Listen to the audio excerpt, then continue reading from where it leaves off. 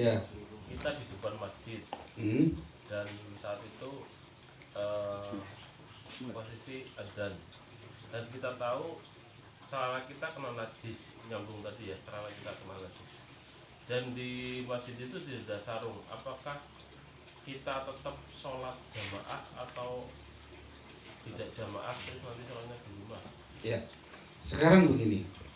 Sholat itu sah itu ketika terpenuhi syarat dan rukun. Syarat sah sholat salah satunya adalah dia itu bersih atau terbebas dari najis. Maka nggak bisa ini ditinggalkan. Nah itu berarti ya mending nanti saja. Itu harus terpenuhi dulu. Ini karena itu syarat sah itu. Jadi sementara berjamaah itu bukan kewajiban walaupun itu adalah sunnah muakkad itu ya.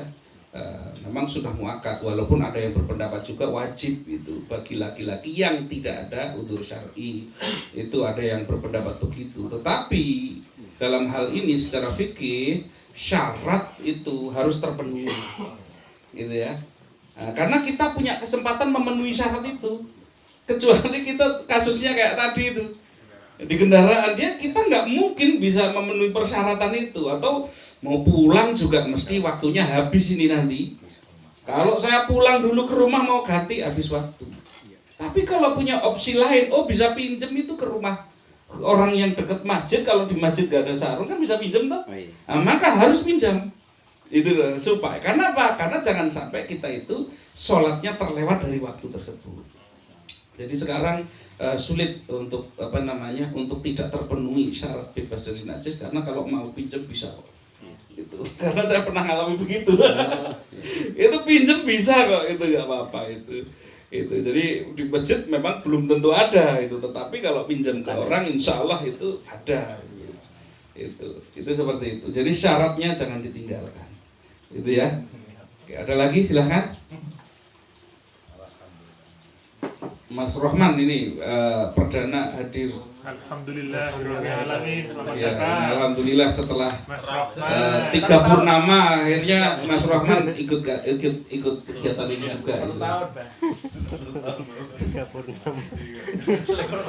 Ini kalau di sini memang bahasanya harus begitu. Karena ini Padepokan Madangkara yang datang kesatria semua. Jadi kalau ngomong itu ya sudah 3 purnama. Kisanak bagaimana? Bagaimana kabar Kisanak sekarang? Oke Pak Ustadz, barangkali ini yang terakhir nanti semoga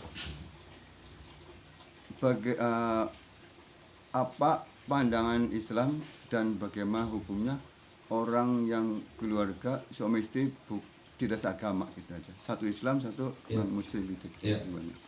Jadi ini ada yang menggunakan dalil bahwa bolehnya seorang laki-laki menikahi ahlul kitab. Ada memang di zaman Rasul, di mana di zaman itu laki-laki itu boleh menikahi ahlul kitab gitu ya. Atau sebaliknya juga itu. Atau sebaliknya juga boleh menikahi perempuan menikah dengan laki-laki ahlul kitab pada waktu itu. Cuman pertanyaannya adalah siapa yang disebut dengan ahlul kitab? Ini kan pertanyaannya di sini. Apakah sekarang ahlul kitab itu ada? Yang disebut dengan ahlul kitab adalah dia itu orang-orang yang mengikuti kitab-kitab yang terdahulu, yang memang masih, kalau dalam bahasa undang-undang itu murni dan konsekuen gitu. Itu begitu. Yang masih murni, misalkan dia mengikuti ajarannya Nabi Isa, dia mengikuti ajarannya Nabi Musa dipegang kenceng. Saya nggak mau sebut agama itu Yahudi karena Yahudi bukan agama. Itu Nabi Musa Islam. Saya nggak mau sebut Kristen karena Nabi Isa tidak pernah jadi Kristen. Gitu. Islam. Itu cuman dengan kitab-kitabnya sendiri gitu. Nah, kalau memang dia itu masih berpegang terhadap kitab yang memang asli tersebut, dia masih mengikuti ajarannya Nabi Isa yang murni, maka dia disebut ahli kitab. Cuman sekarang ulama bersepakat kalau waktu sekarang sudah nggak ada lagi ahli kitab. Itu. Maka berarti sekarang lo itu Kristen bukan ahli kitab lagi. Wong kitabnya juga menurut Islam itu kitabnya sudah bukan kitab yang murni yang dibawa oleh Nabi Isa alaihi salam gitu kan. Apakah itu Yahudi? Yahudi juga bukan pengikut Nabi Musa yang murni menurut kita orang Islam. Harus saya sebut begitu menurut orang Islam. Kalau enggak nanti kasus hukum ini ada yang rekam ini. Menurut orang Islam begitu. Maka sepakat ulama untuk saat ini ahlul kitab tidak ada. Maka otomatis fikih tentang pernikahan beda agama tersebut, maka dinyatakan bahwa haram hukumnya menikah dengan laki-laki yang menikah dengan perempuan non muslim atau perempuan non muslim menikah dengan laki-laki muslim itu atau sebaliklah, intinya gitu. Itu seperti itu. Jadi ahlul kitab memang dulu terjadi, bahkan putrinya Rasulullah itu ya. Bahkan putrinya Rasul juga menikah dengan ahlul kitab gitu. Tetapi itu dulu waktu masih ada gitu. Nah, tapi saat ini tidak ada lagi yang namanya ahlul kitab karena sudah nggak ada yang otentik lagi. Ajarannya itu sudah nggak ada yang otentik. Itu karena kalau mereka yang mengaku pengikut Nabi Isa tentu dia tidak akan mengatakan Isa itu sebagai Tuhan kan begitu. Nah, sekarang kan nggak ada itu. Sekarang nggak ada gitu. Maka haram pernikahannya. Itu pernikahan seperti itu haram. Itu jelas ya. Nah, jadi tidak ada lagi alasan nanti tapi di dalam Quran boleh. Itu di zaman Nabi boleh gitu.